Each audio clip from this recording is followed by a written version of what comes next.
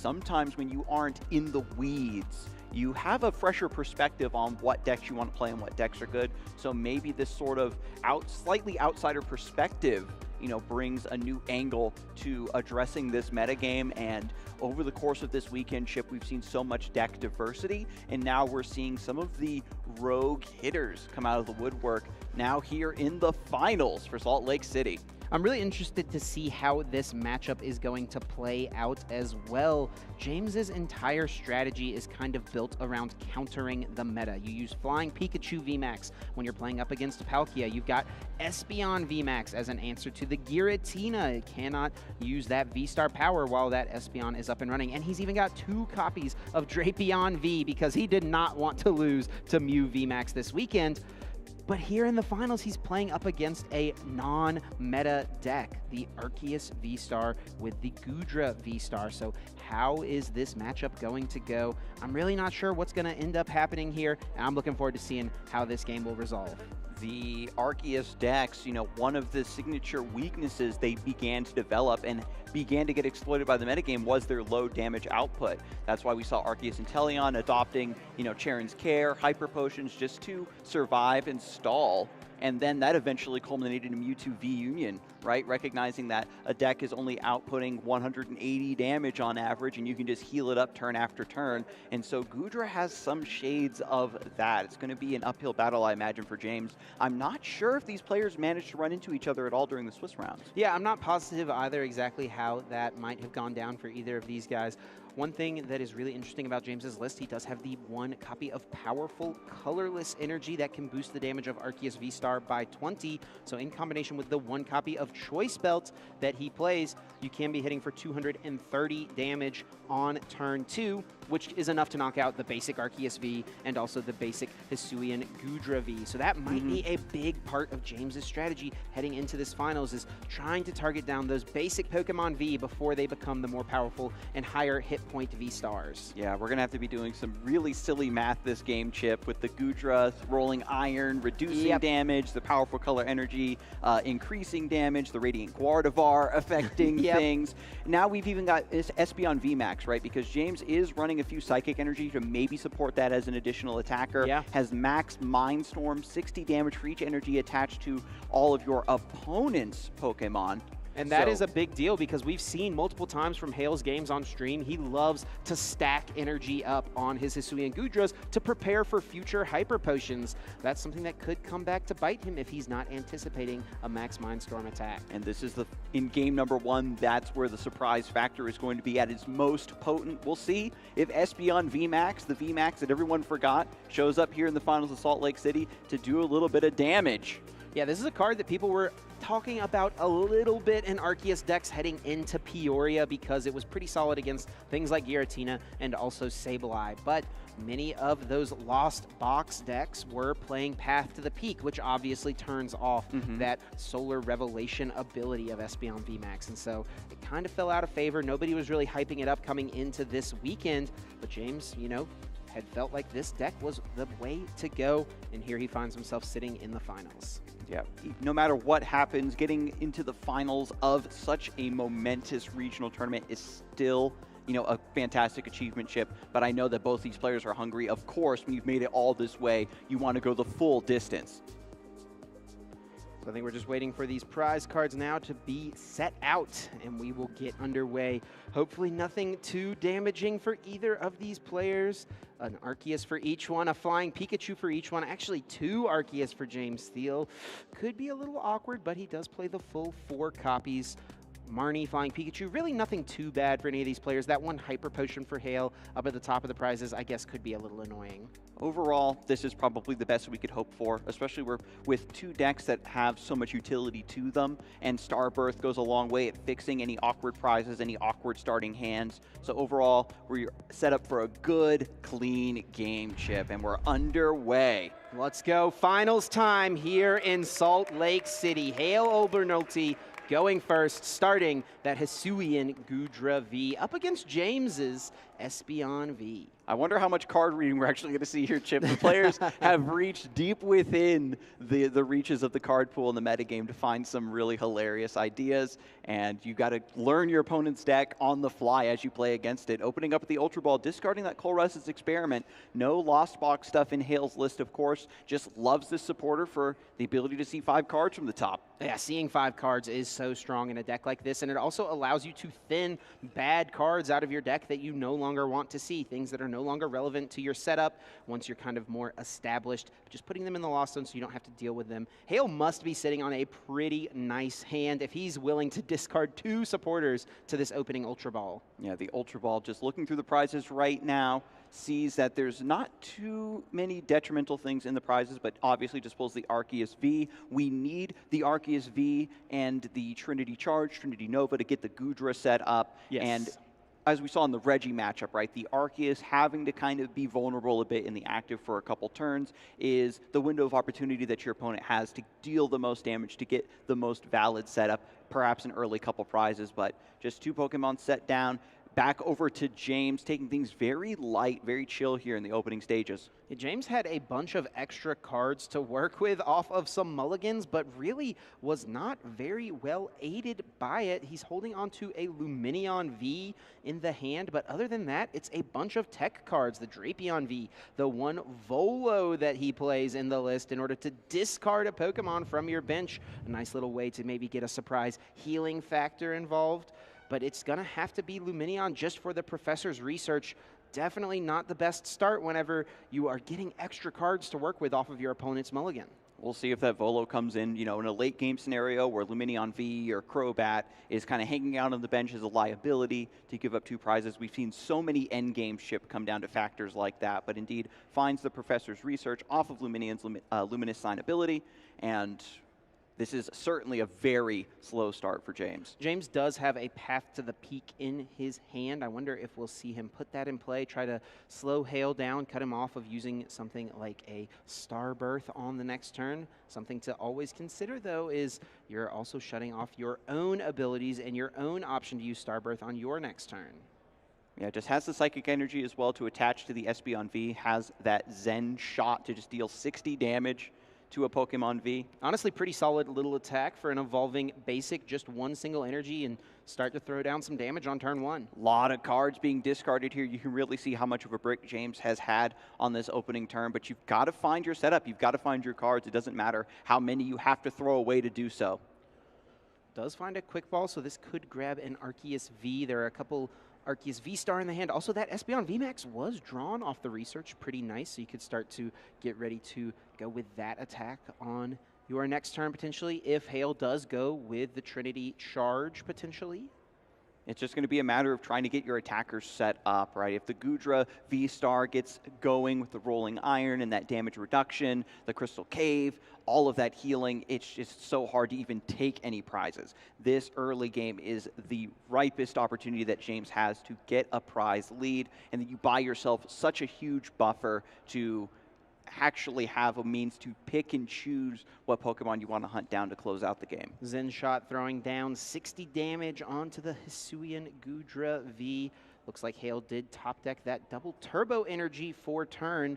We'll see what else he has available. Evolution Incense can get the Arceus V-Star, but with Path to the Peak in play, Hale will be cut off of that Starbirth. Yeah, so the V-Star Starbirth off the table. Not even trying to pivot into the Goodra V-Star. We don't want to get this evolution really set up until we have the energy attached. We'll see if Hale has a way to get around this path for now.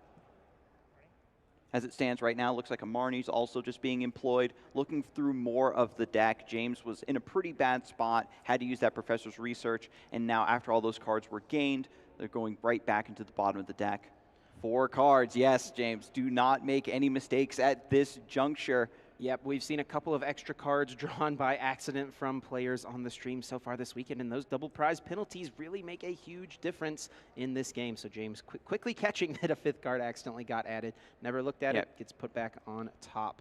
Now the Quick Ball coming out from Hale can start to establish another Hisuian Goodra V. Maybe even the Radiant Gardevoir could get worked in at some point, but Goodra is going to be the priority for now.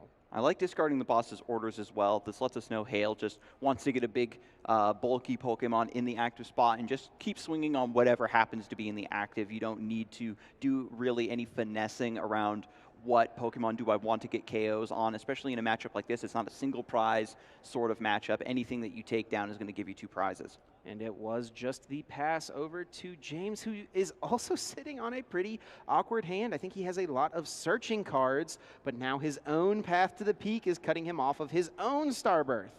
The awkwardness from both players is actually horrifying here, Chip. Hale has a better opportunity to actually start raining some damage down, I think, just through manual attachments, because James just has the Espeon V in the active, the Arceus not really doing a lot. All of these Pikachus as well just getting discarded to pay for the quick balls, not really going to be relevant for this matchup apparently. I think that James' best option here is to use Quick Ball, grab down Bidoof, and then go for another Zen shot. He's holding on to Ultra Ball and Evolution Incense. Actually will play the Evolution Incense now to find that Arceus V Star. He cannot use the Starbirth, but has Ultra Ball for the next turn, so he can Ultra Ball away the card in hand plus the top deck to go for Bibarel to try to juice that hand back up with the Industrious Incisors. Okay, that seems like a good line, Chip, and I like the Zen shot, right? Even though both players have a really slow start right now, the 60 damage is going to keep adding up. And ironically, a lot of the time in this metagame, we have a lot of decks that are based around just consistently dealing a lot of damage over and over again. And, you know, James does play that copy of Pumpkaboo. Maybe as we come back around to his turn, we get the Pumpkaboo to knock the peak, get your Starbirth in, and then reestablish that peak. Hale also throwing down the Colruyt's Experiment. Finally, 5 cards off the top. Going to get a lot of utility here, hopefully. Yeah, it is interesting and worth noting that James could have gone for that Pumpkaboo play on the last turn. He did quick ball out that Bidoof, but chose not to for whatever reason. Instead wants to play it a little slower. Feels okay about where he is sitting at. Yeah, I think that because Hale has demonstrated a similarly awkward and slow start, James is going to take that extra turn to get the Industrious Incisors online.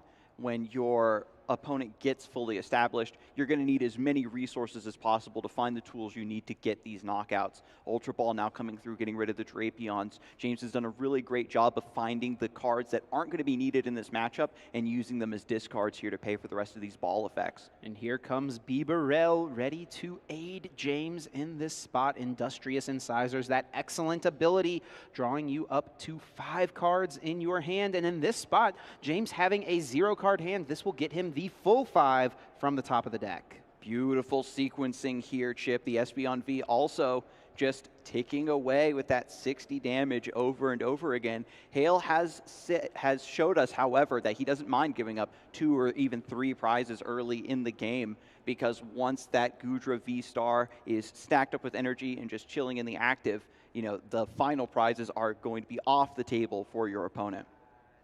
Bibarel unable to find James a helpful supporter card. There is the Raihan, but of course that is only live and playable once your opponent has taken a KO on the previous turn.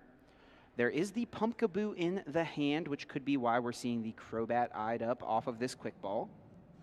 Yeah, the Arceus being discarded to the quick ball is a little bit rough, because we know there are 2 Arceus V in the prize cards for James, but I guess as long as you get the Starbirth down before it happens to get bossed up and knocked out, it's probably just enough value for James. Hale also, without the Trinity Nova, hasn't gotten any energy stacked up. The Espeon VMAX, not really going to be a threat at all. Yeah, still a little ways away from that being something that Hale has to consider playing around potentially, but this Crobat can find 4 cards. At minimum, James would love to get an energy attachment this turn, still something that he is lacking, and it looks like he'll have to use his V-Star power in order to do it. Yeah, the Pokemon are here, but they just can't really swing in. There's finally some energy on the Arceus at the very least, but who knows if Zen Shot is just going to be the 3rd attack in a row we see from James. Marnie could be the play. Seems pretty solid after your opponent just used Colruyt's Experiment to add 3 cards into their hand. So go ahead and put that down on the bottom of the deck for Hale. Make it really difficult for him to get back into whatever combo pieces he's trying to set up. And of course, get yourself 5 more cards so you can make a decision on what you want to go after with your Starbirth potentially.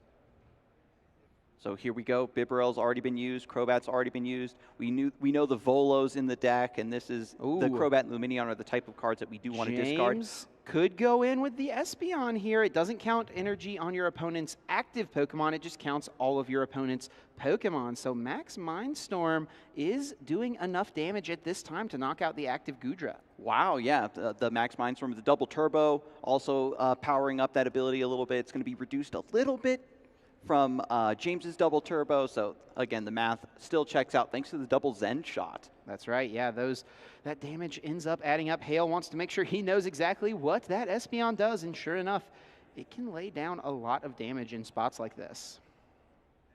And after the shuffle here, it looks like that is going to be the play, Chip. Getting a couple early prizes is fantastic to, again, build up that lead. Hale doesn't have a great way to respond to the Espeon VMAX, still very strong at 310 HP. And look at these two cards grabbed by James off of the Starbirth.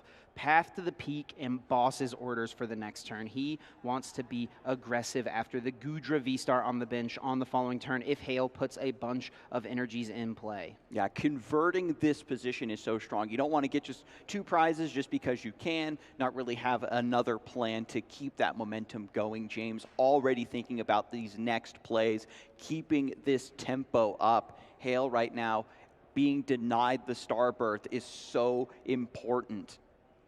4 cards in hand from the Marnie, 1 off the top of the deck, finds an Ultra Ball. Does ditch a couple of water energy. We know Hale has a pretty heavy count of Melanie in this list, so he can recover those a little later on, and potentially even this turn if he wants to get some energy acceleration. What makes things really awkward, though, here for Hale is that if he swings in with this Trinity Nova on the Arceus V-Star and puts even just 2 energies on the Hisuian Goodra in play, that will allow James to deal 280 damage on the next turn. That's why we're seeing the Radiant Gardevoir come down. If Hale can find a replacement stadium to bump that path to the peak, the Radiant Gardevoir could protect the Goodra from a potential KO.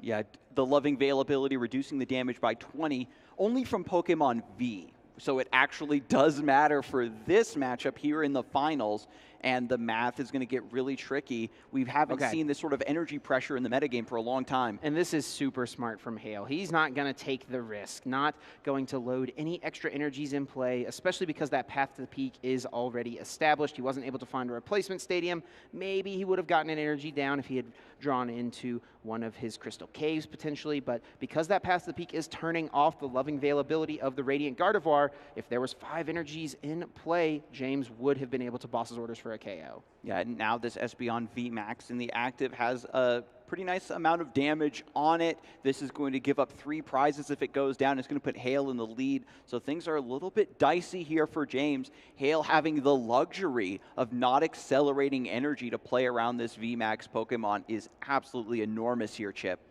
Espeon hitting for 220 damage right now. Of course, that damage output being reduced by 20 thanks to the double turbo energy.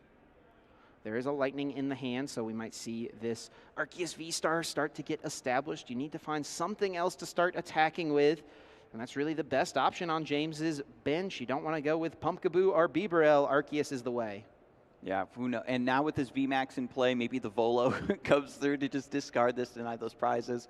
But then you're losing out, I think, on your main attacker for this game. Bibarel drawing a couple more cards now. Here's an interesting play from James, using the boss's orders to bring up that Hisuian Goodra and just wants to hit it. Doing 220 damage, not enough to get the KO, but just laying down some good, solid damage while he can before that rolling iron attack starts reducing the damage output. Yeah, getting the damage down ahead of time is so important in this matchup, Chip, and something that a lot of decks really struggle to do consistently, but finding it here in game number 1 is going to be massive. Now, both 2 heavily damaged Pokemon in play on both sides. Yes, and now Hale has not used his V-Star power yet this game. There has not been a Starbirth, so Crystal Cave can come out, and we could potentially see the Moisture Star come through to fully heal the damage off of this active Hisuian Goodra V-Star. Even when your opponent finds that window of opportunity to sneak in the damage underneath Rolling Iron, we can still go for Crystal Cave, and Moisture Star really just seals up that initial weakness. Once you've caught up on your tempo, should be good to go. Hale's really thinking here. He must have kind of a tough decision to make. He, of course, also is playing the heavy count of those hyper potions, so with some double turbo energies, could potentially get some healing through that. Yeah, there's only one water energy on the Gudra. In order to use Rolling Iron, we do need a metal energy. Yeah, a Melanie or something like that would have to come through, and then finding the metal off of the draw. Because you don't want to use, right, you don't want to accelerate a ton of energy until this Espeon VMAX is out of the picture. Yeah. Yeah, if you were able to accelerate this turn and attach, you'd be knocking out the Espeon. So that would honestly be the perfect turn to start getting a bunch of energies in play. So hopefully it all comes together for Hale. Going to go for Starbirth instead of the Moisture Star, finding perhaps a metal energy here and another card as well to shore up this turn. Melanie to accelerate that water energy, as you said, Chip. Yeah, and the metal energy can be guaranteed as well off of the Starbirth. I imagine those are likely the two cards that Hale is going with if he is going for this strategy. Maybe he could work in a Hyper Potion play, but yeah, it's going to be, you can't really do the Hyper Potion play if you need to get all of your energies in play to attack this turn. So this is going to be really awkward. Hale, I guess maybe if he could get a switch, that would work as well. Oh, beautiful. That way we can attack with a Pokemon that's not going to be as vulnerable. Has the Hyper Potion now, discarding 2 energies off the Gudra V-Star. Going to heal up that 120 damage and put the big charm on it. The tanky boy is already set up, and Arceus prepared to take knockout on this Espeon VMAX. Really good play here from Hale, healing that Gudra, putting down the big charm, making it as difficult as possible for James to knock out. The Quick Ball can thin that big Parasol out of the deck as well. And with the switch into the Arceus V-Star, this active Espeon VMAX will go down. And at the same time, Hale will have the opportunity off of Trinity Nova to throw 3 energies onto this Gudra. Hale has navigated this early game perfectly. Also now has the Crystal Cave to keep the healing train going. And Radiant Gardevoir is now online. Yes, that is absolutely a factor that James is going to need to consider when calculating his damage output. He does have more Path to the Peak, so something that we could see come through. 3 prizes now for Hale, halfway through the game, but it is a long way from over. He's going to need to find a way to knock out a 2-prize Pokemon and then clean up the game on like the Pumpkaboo or Bibarel potentially. Every time we see Hale kind of backed into a tight spot, Arceus goes down, and then Gudra V-Star shows up in the active spot as the final boss. So much HP, way more HP than a lot of decks are prepared to deal with, and it just walls the opponent down, and they can't take those final prizes regardless. James is playing his own copy of the Radiant Gardevoir, just grabbing it off of Quick Ball. I think that there is either a Marnie or a Research in hand, so having that is something to just either throw away into the discard pile or put on the bottom of the deck. You don't want to draw into it. We've seen players doing this excellent thinning strategy throughout the course of the weekend. And we can see the deck is getting pretty thin as well. If Hale draws us down to a stalemate, there is a chance that James will just, of course, run out of cards in the deck. We've kind of moved beyond the metagame with the Silene and the Pal Pads, kind of putting resources back into the deck. The players are trying to look for their important cards as quickly as possible, put them down at full force to close out the game. Let's see if James can find the double turbo, but no, he is unable to find that piece off of this Marnie. Does have the Ultra Ball in hand. This can thin a couple of cards out, try to get down to a low hand size to use Industrious Incisors. James really needs to get an attack off this turn. There is a decent amount of energy in the discard pile, so he's debating that, whether or not he can get rid of this Lightning. Looks like it feels safe to get rid of for now. There are 2 double turbo in the deck, and that is really what James needs here. Going down to just 2 cards in hand, it's going to be 3 cards drawn off the Industrious Incisors. Can he find the double turbo? That's the big question. Yeah, we need to find the double turbo, get that 180 damage onto Hale's Arceus V-Star, set that up for a KO. 2 prizes that we can take down and continue this game. Finding the final prizes is going to be 4 cards now off the Incisors after Here the we go. switch. 4 cards. Let's see the double turbo. Let's go. 2 in the deck, needs a chance to find one, and There sure we enough, go. he does hit, so he will be able to launch and attack this turn. Now, throwing the damage, the energy, down onto the Flying Pikachu is really going to be James' best option. There is a decent amount of energy already in the discard pile, so hopefully there's enough to still accelerate something. Yeah, and the thing you got to remember as well, Chip, is that a lot of the Pikachu Vs and the Flying Pikachu V Maxes were discarded much earlier in the game in order to pay for those ball cards. I think James might have been hoping that the Espeon would do a little bit more work before going down. Oh no, I don't see any energy cards in James' deck. He only plays 3 basic lightning, and 1 is on the Arceus, and I guess 2 are in the discard pile. 1 psychic, I believe, was in the hand, so I think James might have to ride on the back of this Arceus V-Star for the rest of this game.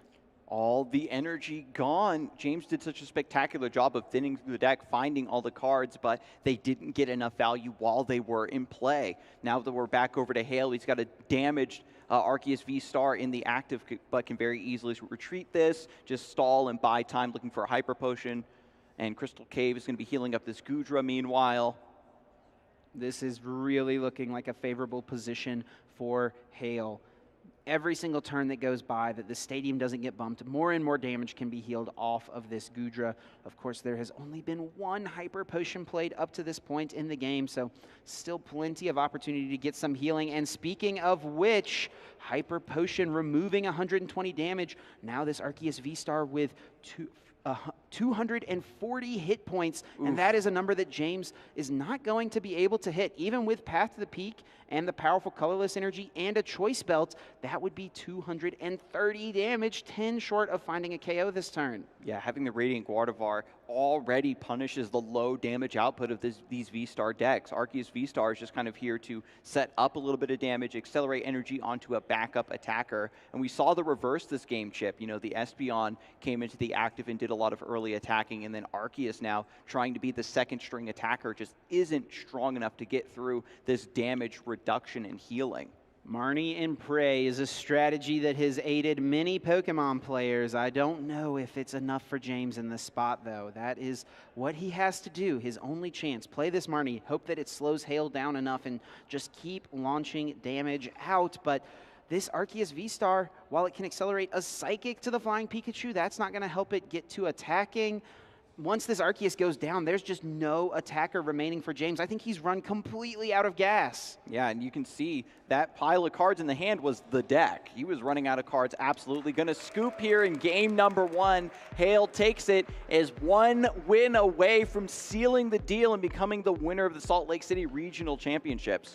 That was a great game for Hale, and James got off to a pretty decent start, but I think the bench just got a little too full up. Wasn't able to find the space for a second Arceus V-Star, start to get that a little powered up. Flying Pikachu is okay as an attacker in this matchup. It is a V-Max Pokemon in addition to the Espeon, so theoretically by putting 2 V-Maxes in play, you leave Hale that opportunity to just go after 2 V-Maxes and not have to worry about going after any V-Stars at any point. So gonna be interesting. We'll see how James wants to adjust going into game number 2. We've got 52 minutes left here in the finals. Plenty of time for 2 full games, assuming James can force a game 3.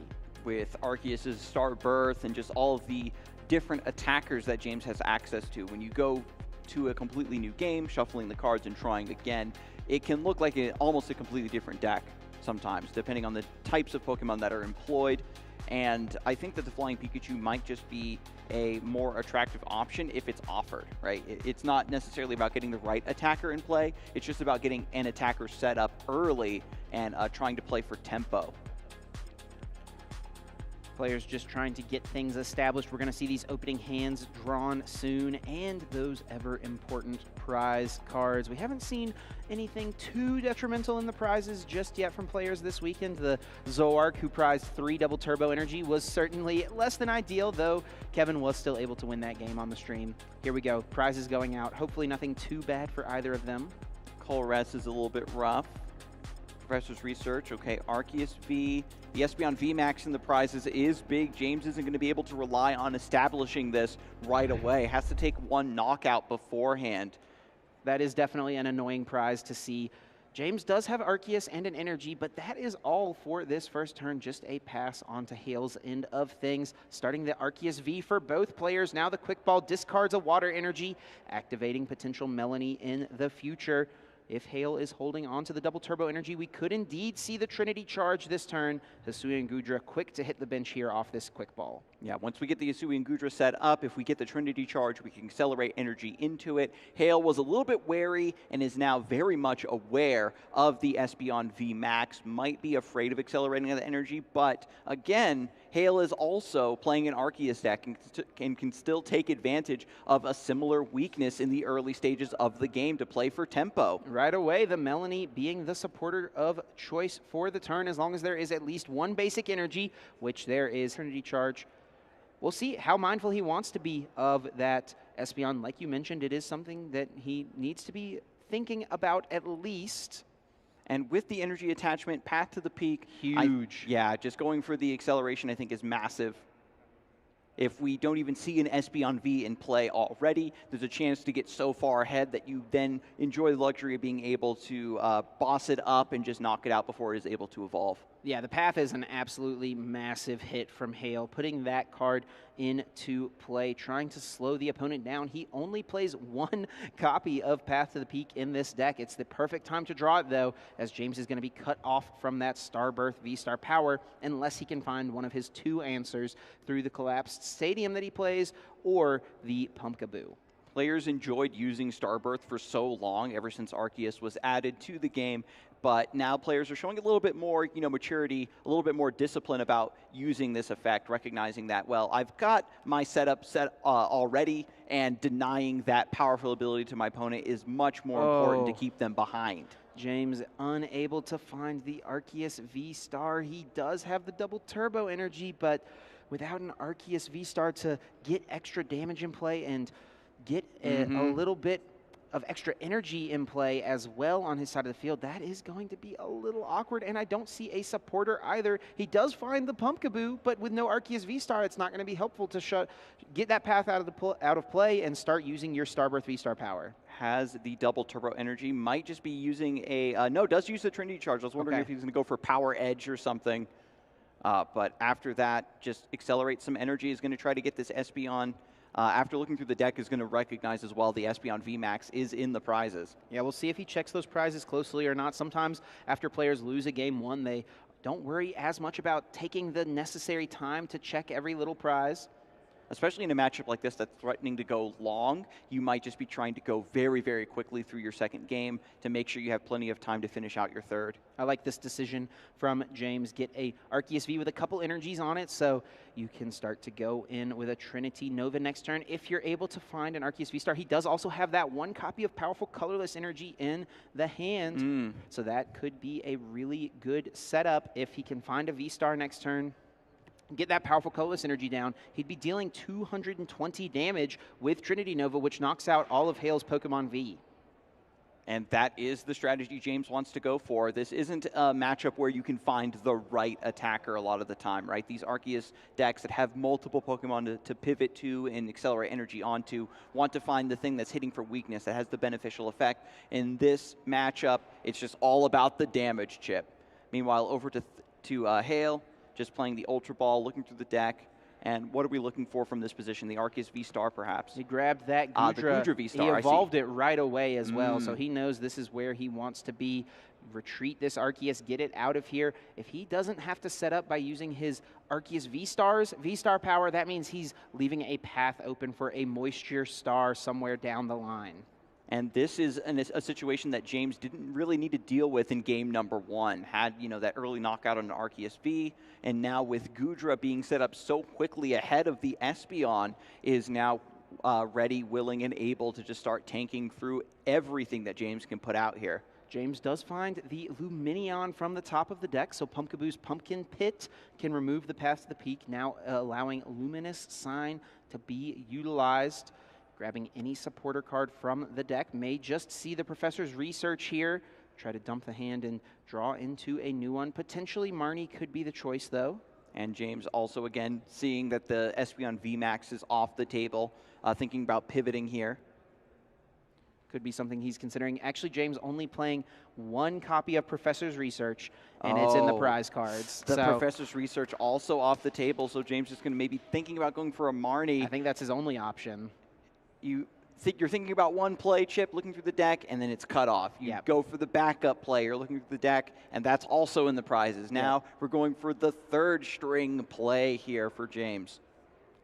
Marnie will have to be the grab. Of course, that powerful colorless energy in the hand could come down onto the bench, though it's not going to be as useful hitting into the Gudra. 270 hit points and then reduced 80 as well, thanks to that effect of the rolling iron. And so once the Marnie resolves, Hale's also going to lose the cards that are in hand. But I think that the setup is kind of already complete. Everything's established with Path to the Peak getting bumped. Hale is free to just establish the Crystal Cave, has a few extra shots of drawing into Hyper Potion. But here it goes, James attaching the powerful colorless energy to that Arceus V on the bench. And the Marnie coming out, James getting 5, Hale only getting 4 cards. James does find the Ultra Ball, so we can finally see the Arceus V-Star come out. And the bench is full up once more, Chip. No way to make room for Bidoof, get the barrel set up.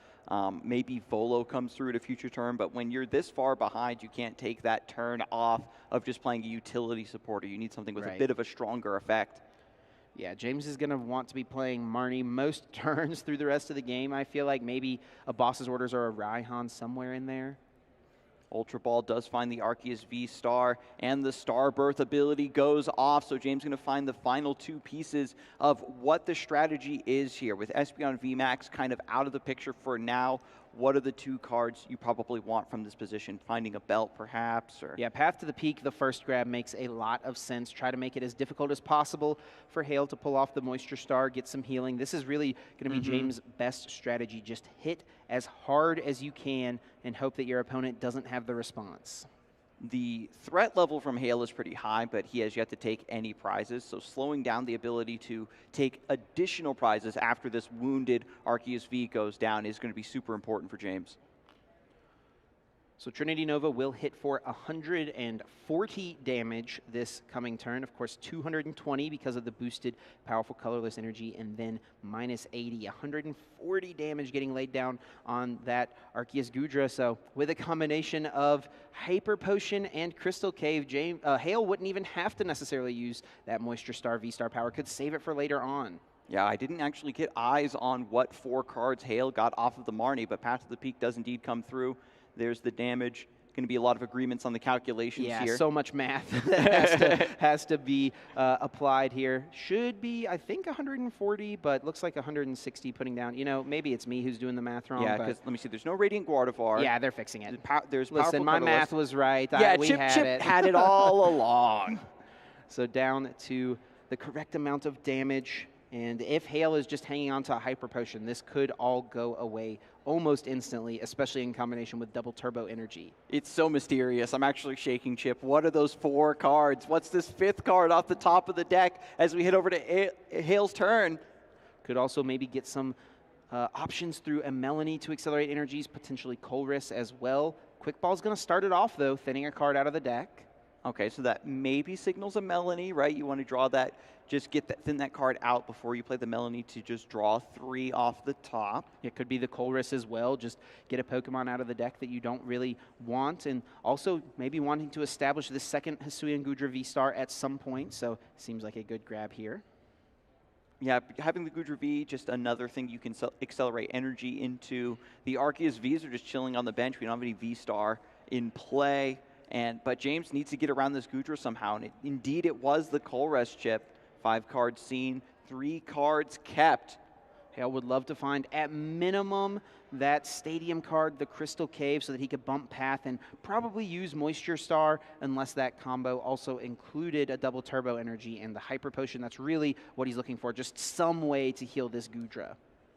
I don't think we've seen any Gudra decks whiff on the healing so far, but it is certainly a possibility. It'd be a massive window of opportunity for James. It does feel like they always have it, doesn't it? Yeah, exactly. You find the Arceus V-Star, Path to the Peak, cutting off that Star Birth, mind you. We have to find that Crystal Cave if we want access to that ability, and Hale has to make the choice now. with the Crystal Cave entering play to go for Moisture Star or Star Birth. Could go for the Star Birth if he's got one of the two pieces in his hand potentially for the Hyper Potion play, or maybe he could math it out and figure, hey, if I just go in with Rolling Iron, I don't think my opponent can quite take the KO. Yeah, just has to calculate around this powerful colorless energy, and that's about it. There is a little bit of protection on James's side. Moisture Star is the choice here for Hale. Go ahead and remove that damage, flip the V-Star marker, and start swinging once again with Rolling Iron. Yeah, there's going to be a little bit of damage reduction from the Radiant Gardevoir on James's side. Yep, so 180 damage being played onto that Arceus. James here without access to... Oh, this is a big swing here, though. Finding the boss's orders can bring up this Goodra and hit into it, take the KO. It is 220. Because of the powerless. Exactly, powerful colorless. That is a big-time hit. This will be 2 prizes to James, and he should take the Espeon VMAX off the prizes here, which is probably his next best attacker. The 50-50. Is he a bottom left gamer or a bottom right prize card gamer to get the Espeon VMAX? If he's taken 2, right, he should take both off the bottom unless he randomly takes from the middle or something like that. Okay, good, good, good. 2 Here prizes. we go, yes. I'm so used to the single prizes. Yes, you know, we've seen so much Reggie this weekend, the right? Goodra V, you know, unevolved, great way to snipe that down, get those easy 2 prizes. Things are still looking a bit shaky for James because the main attackers do have a lot of damage on them, but having the Espeon V Max to threaten, especially now that Hale has had a bit more time to establish, maybe didn't think the V Max was that big of a threat. There's a pretty significant amount of energy still in play. Colress's experiment seeing the top 5 does have to send 2 to the Lost Zone. Losing a Crystal Cave could be a little relevant, something that Hale is probably not happy to see go down, but those other 3 cards must have been a little bit more valuable. Rolling Iron will take this KO. The damage reduction still, of course, in play. Yeah, even with the damage reduction from Gardevoir, we've got enough to, of course, take down the Arceus V-Star. So now 80 less damage from attacks. Espeon V being promoted. We've got the V Max in hand. 4 energies on the side of Hale. It's going to be 60 damage per with that max ability. And no reduction this game because there is no double turbo energy on the Espeon VMAX now. So going to be hitting for 240 damage. Of course, that damage reduction coming in will reduce it down to 160, enough to set up for a 2-hit knockout. And that's what James is hoping he can cut Hale off from by playing this Marnie, limiting him to just 4 cards, especially after Colress was just played. Yeah, the Espeon VMAX, uninjured, 310 HP, a little bit of extra protection from the Radiant Gardevoir on James's side. Yes. Is going to be very resilient to stay in the active for a couple turns and hopefully set up this attack. There's not another Goodra in play now for Hale to pivot to. Here's a Capture Energy coming down onto the Lumineon, maybe just hoping to utilize that as a pivot later on in the game, a free retreat option potentially. Flying Pikachu being brought to the front of the deck. Are we going to maybe see Max Balloon come out at some point this game? Just trying to find enough attackers to keep up the damage and threat potential here, Chip. Also eyeballing the Bidoof. Can I get away with a utility Pokemon on my bench rather than an attacker? There's also the Bidoof in hand, so something else to think about. I think we're potentially seeing Hale, James just failing the Capture Energy and then now grabs the Bidoof off of the Quick Ball. So 1 in the hand, thinning 1 out of the deck as well, though. Yeah, already preparing for that Industrious Incisors to draw a few more cards, to find the resources necessary to continue the onslaught with this Espeon VMAX. We'll see if this is a better idea from what we saw in game number 1, where the threat of Max Mindstorm's damage really puts a chill on Hale's ability to attach energy to his Pokemon, because the Rolling Iron, you have to be set up and swing in to continuously keep up that damage reduction. So 160 damage from the Max Mindstorm. You can just see how tough it is to play against this Goodra deck. The Rolling Iron damage reduction, so annoying. And with double turbo energy coming down, that must mean Hyper Potion is coming not too far behind. Hyper Potion, a classic combo at this point, being paid for with the double turbo energy and healing 120 damage. A big charm now attached. Goodra V-Star even harder to take down. Yes, the longer that this Gudra sticks around, the more difficult it becomes for James. Should be to win this 180. game. The path to the peak in play, Oh, actually that's right. turning The off path that Gardevoir. turns so, off the yeah. Gardevoir. The math is mathing chip. Yes, okay. yeah, James' own path. Oh, and that is going to be it. James cannot win, concedes the game, and Hale Obernolte wins the Salt Lake City Regional Championships. Gudra V Star, too big, too bulky, too slippery for these decks that don't have the massive damage output needed to get through the rolling iron. What a game and what a tournament from Hale. Of course, we have to give massive congratulations as well to James Thiel, a player whose only accomplishment on the sheet coming in was a first place league challenge victory. He should hold his head high and proud being able to add this finalist run. But Hale Obernolte, the Salt Lake City Regional Champion, so well deserved and so happy to see